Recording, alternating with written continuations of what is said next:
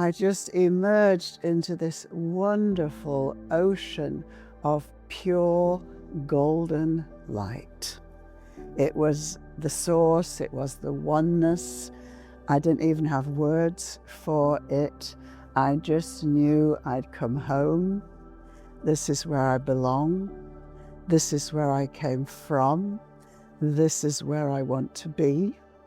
And then this beautiful being just appeared in front of me, and I knew it was Jesus. And he said, because your heart is pure, if you want to, you can stay with us in the golden light.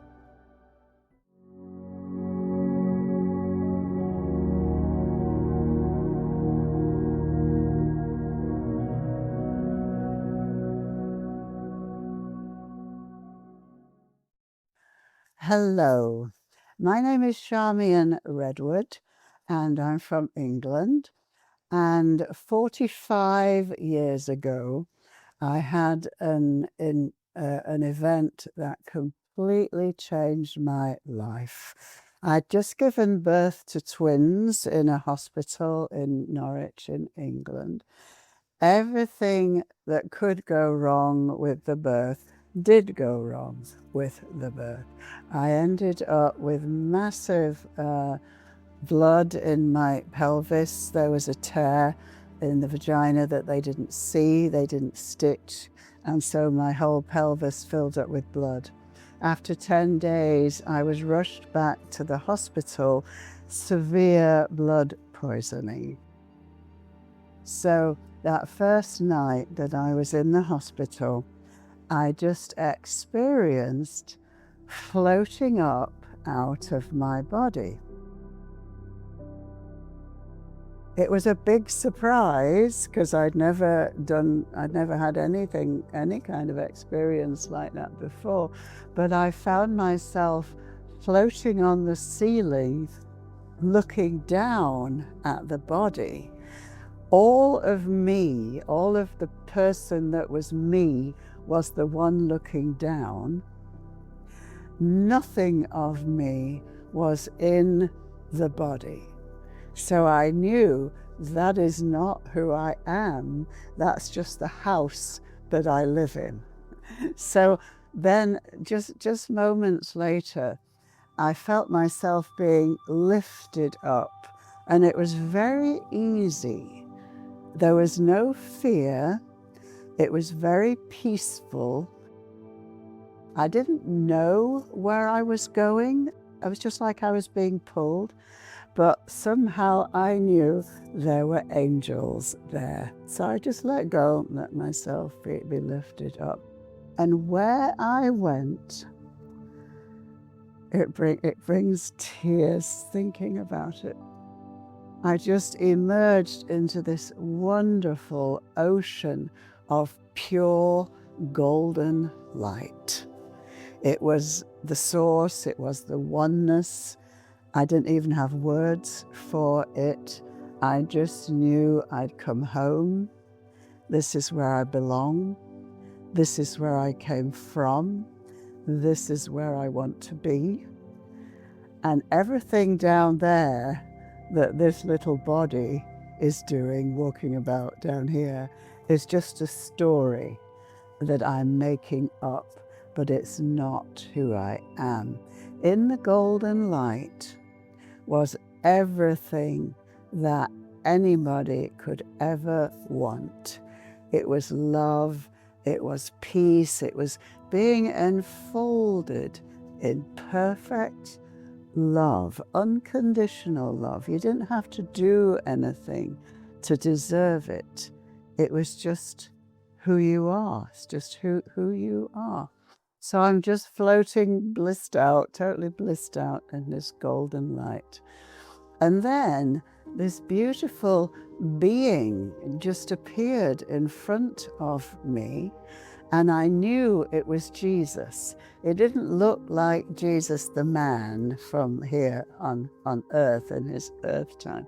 He was made of pure white light but his heart was a blazing blue star. And it was his eyes that were just captivating, mesmerizing.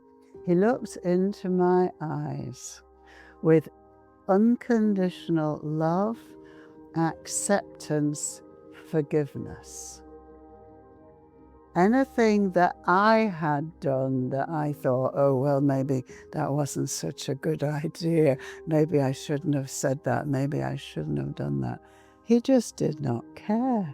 He just looked at me with these eyes, forgiveness and love, because it was as if he saw who I am. He saw my soul rather than the little things that this personality self was doing. So we had this telepathic communication. He spoke to me and he said, because your heart is pure, if you want to, you can stay with us in the golden light. But we're asking you to go back because the world needs your love, your wisdom, and your healing. Well, at the time, I didn't know much about any of the stuff that I know now. I didn't think I had any wisdom. I didn't know about healing, but I was always a kind person. Even as a child, I was very sensitive, very gentle, and very kind. So I said to him, how can I go back down there knowing that this is where I belong with you? So his heart was this blazing blue star, like fire. He took a point of his star and he put it into my heart. And he said, now you will know that I am always with you.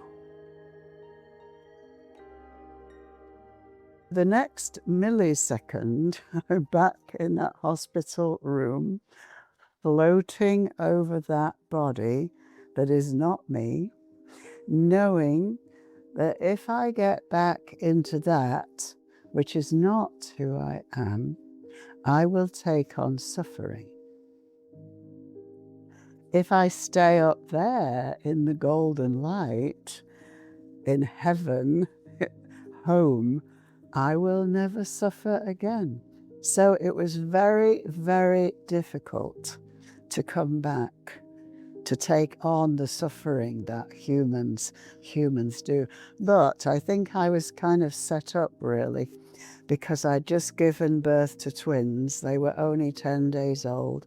I was the one that invited them. Their father didn't really want children. I wanted the children, so I invited them. So there was no way I was going to leave my babies without a mother. So I reluctantly came back into the body.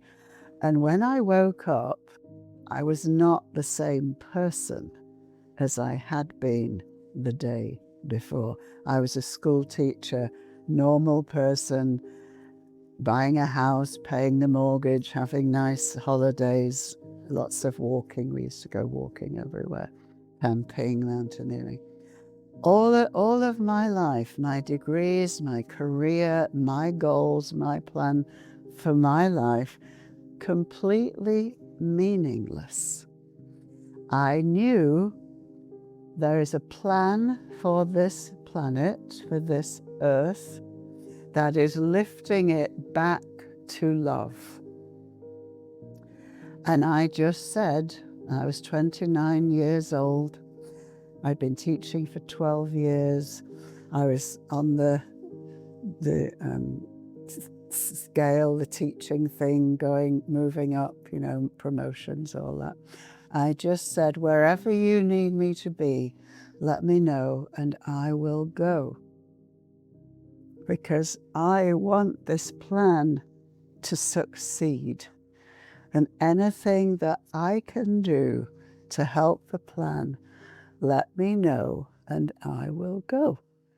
So that's what happened. They took me very literally. I left my husband, who was a very difficult man, and I started traveling.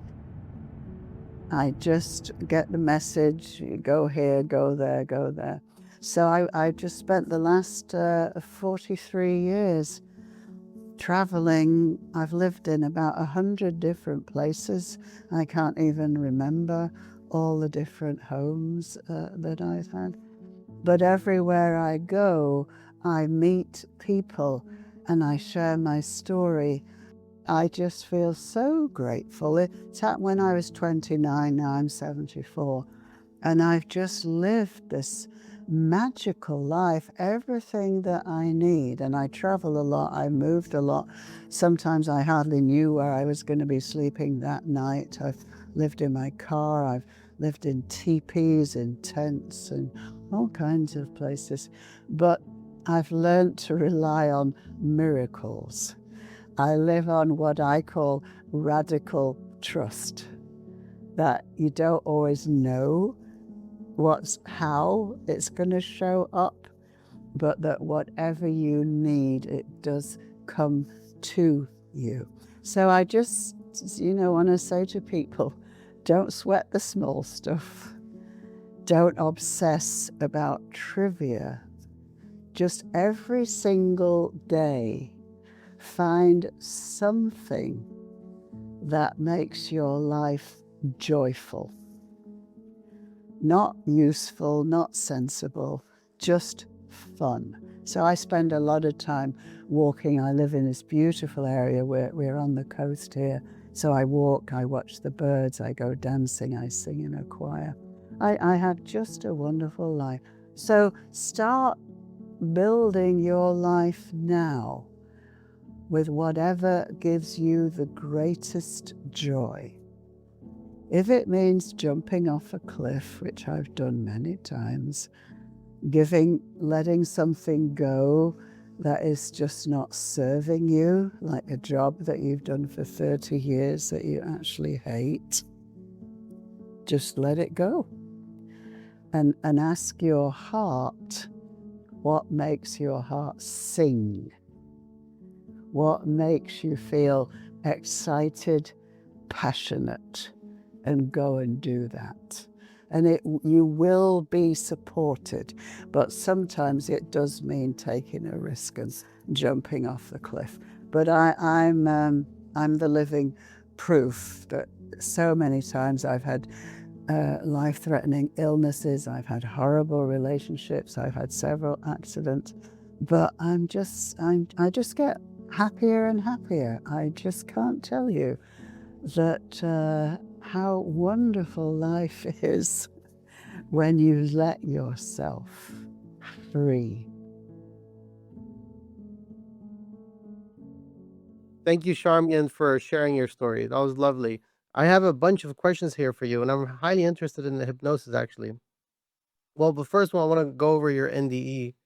I want to talk a little bit more about the light. You did mention that you were welcomed by Jesus. Mm-hmm. Well, I went into the light first, and then he came. So I had this experience of just being enfolded, like completely surrounded in unconditional love. It was just beautiful. Do you feel like everybody's welcome there? Oh, yes, but what I should have said this in the first part is that don't worry about dying. Dying is the easy part. Living a meaningful life is more important.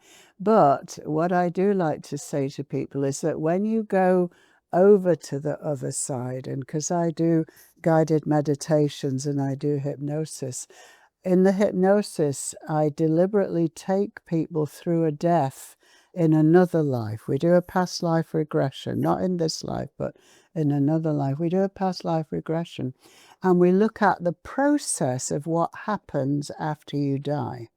So when you leave the body, you're often met by members of your family or your spirit guides, like I was met by Jesus. Sometimes it's your family.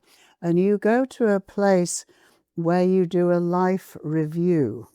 So when you first leave the body, you go into the spirit world, you are the one that looks back over your life. It's not a judge sitting up there saying, oh, you were very bad, you got to go to the other place. That is a complete fabrication. That is not what Jesus said. But you have to review that your life, and when you see that you did harm to somebody, you go, oh my God, I'm so sorry. How can I put that right?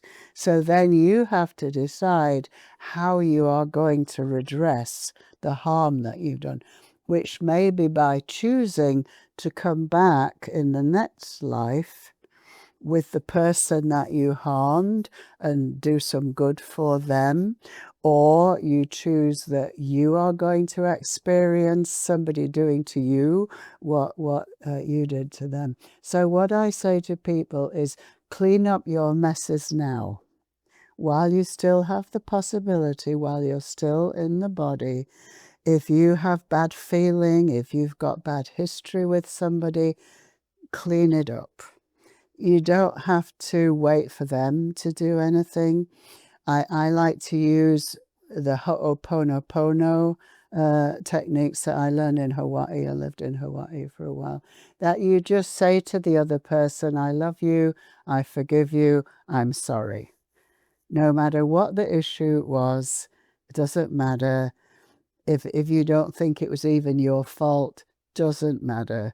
Clear up any bad feeling with anybody, because when you go to the other side, you want to go straight into grace, into Mm-hmm. the golden light. There are other levels of the other dimensions. There's the lower astral, which the Buddhists call the realm of the hungry ghosts. And if you leave your body with a lot of anger, rage, violence, then you go to the lower planes and you have to make your way up, which you do. The angels help you, and you go to these hospitals on the other side. You go to angel hospitals. Just a question about the life review. Why is it so effective then? If you're the one that has to review it, and since you're the same person, how come it's so effective then? What? How come it's so effective that that you wanted to make it better the next time? Oh, because when you go and do your life review, you've done harm to somebody.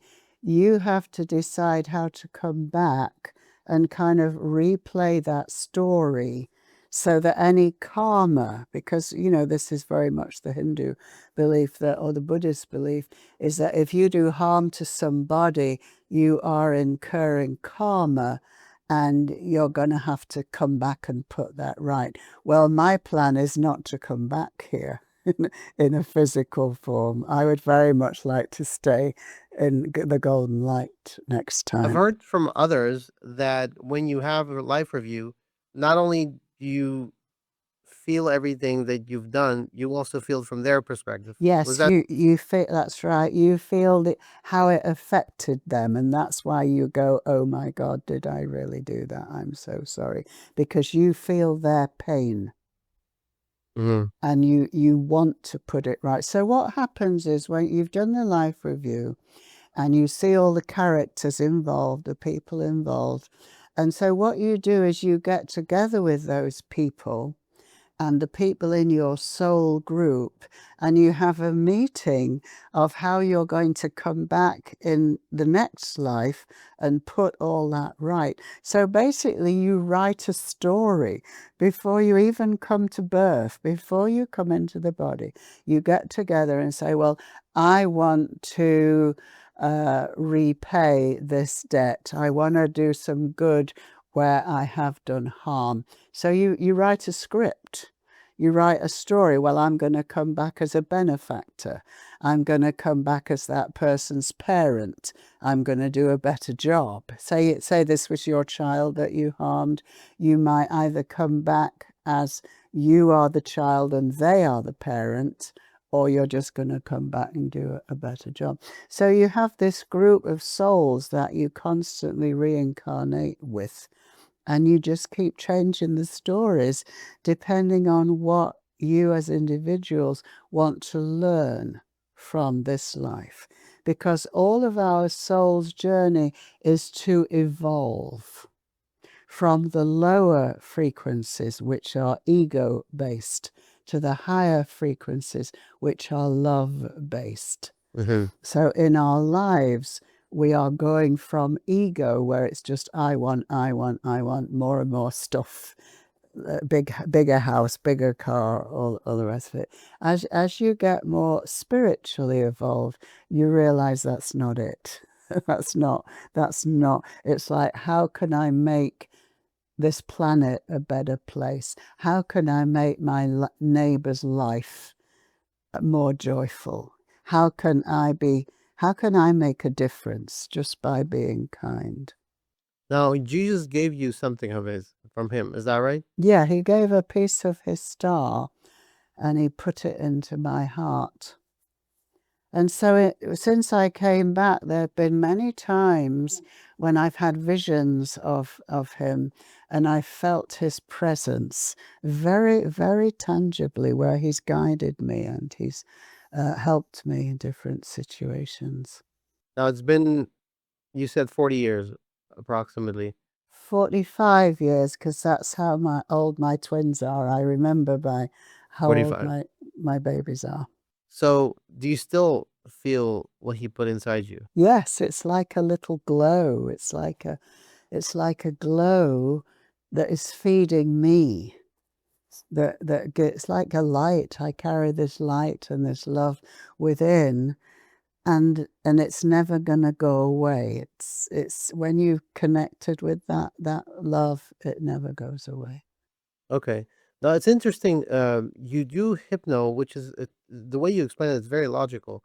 You kind of cut through the filters that people put in themselves, and you go directly to the source. I would say maybe, and then from there you start working with them towards the future self. Did I understand that correctly? Yes, we go first to the soul self. So we would call that superconscious self, which is everything. And within that, we go into the subconscious, which is where all the wounding is. So we just start dismantling the trauma. We dismantle the wounds, and we transform a negative belief or experience into a positive belief. Okay. Now, is this something that you can do yourself as well by reflecting, meditation, No, something like that? no, no, I can't do it myself, and no, you can't really be going into a deep space and asking yourself questions, because the role of the hypnotherapist is to say, so what happened next? So what did that mean to you? So what did you do then? So we are guiding. Like, I see myself as a midwife, helping people to give birth to their true self, to their real Wow. self. You can't do that for yourself. So, whatever part of the life you are currently, you're saying you're broadcasting a certain vibration, Hmm. and because of that, you basically get what you're broadcasting. Hmm. Yes. Okay, so if someone's constantly getting trouble in their life or just bad people, you're saying it's coming from within. Yes. Okay. Yeah. So that's why you've got to go in and find out what belief in you is sending the signal that is attracting mean people. And then when you change it, those people just won't. Well, I call those people your shadow mirrors, and they're actually teaching you. They're your greatest teachers, Right. because they're showing you the part that's wounded, that is not benefiting you. Uh-huh. It's destroying you, especially in relationship. This happens a lot. So when you start to allow the best part of you to be the message, then you will attract people who see who you are, who support who you are. When somebody comes into my life, when I kind of evaluate them and I say, is this person enhancing and uplifting my life? Mm. Or are they undermining and a negative, a heavy, a weight? So let's say somebody is undermining. What does that tell you specifically? Yes, so what we do there's a lesson that they are teaching me that is to do with a belief about myself, and they have a soul contract to do that. So in the hypnosis, this is a big part of what we do. Any person that is in your life, we say, so what is the soul contract? Mhm. What is this person in my life to teach me? What am I teaching them? Where are we in the contract? Do I need to change the contract or do I need to let it go? Okay. So once we know what it is, we can change it. But until you know, you can't. So here's a question then. Mhm. If these contracts are written before, why change them? Isn't it perhaps you're supposed to go through these things? Yes, but not forever. It's we come in to learn things or we come to repay a karmic debt, but we don't have to spend our whole lives doing it. Okay, I get it. So someone that's toxic in your life, that relationship stops, and in the future another person comes and another person. So you're saying you should learn the lesson already. You learn the lesson, you do when that relationship ends, that's when you do the inner work. What Mhm. is it in me that is creating all of these situations? You Okay, change your beliefs, change your programs, and then you will attract different people. understood. And so how can people reach you? Oh, I have a website, ashhypnosis.com, and I do Akashic soul record readings. I've done a lot of past life regression, and I learned so much information about the history of the earth as humanity. So I've written some books about the past, and also I teach channeling. Because when I came in, when I went through this experience, I became like an open channel. All of these masters, these angels, just want to speak through me. So I was doing a lot of channeling, but I really like to teach everybody. Anything that I can do, I will show you how to do, and I will help you to do it, because I want to empower people to be the best that they can be. That's beautiful. Thank you so much for your time today. I really appreciate it. Well, thank you, Mo. Thanks for inviting me. Bless you. Thank you.